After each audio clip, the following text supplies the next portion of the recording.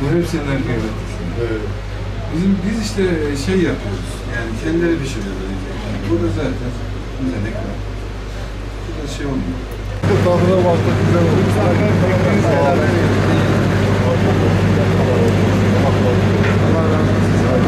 Allah korusun. Allah korusun. Haydi bayramlar. Haydi bayramlar. İyi bayramlar. Haydi bayramlar. Haydi bayramlar. İyi bayramlar. Allah korusun.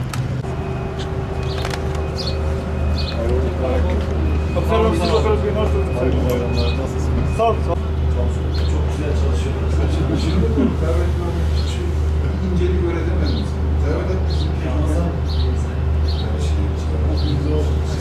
Bir salonu almıştık.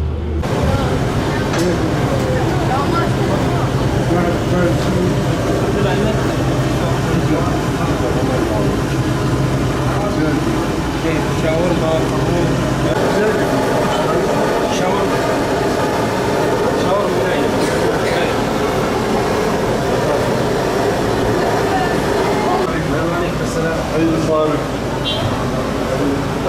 Hayırlı Faruk.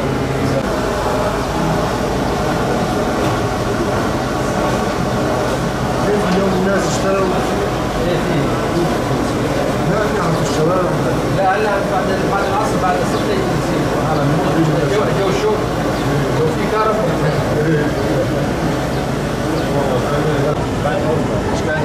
عائلة أوروبا تمام عشان اشتريت تلفون ما بازار يسير وانا شالوا لي يقولوا لي تلفون رجع كان يا ما يكتب والله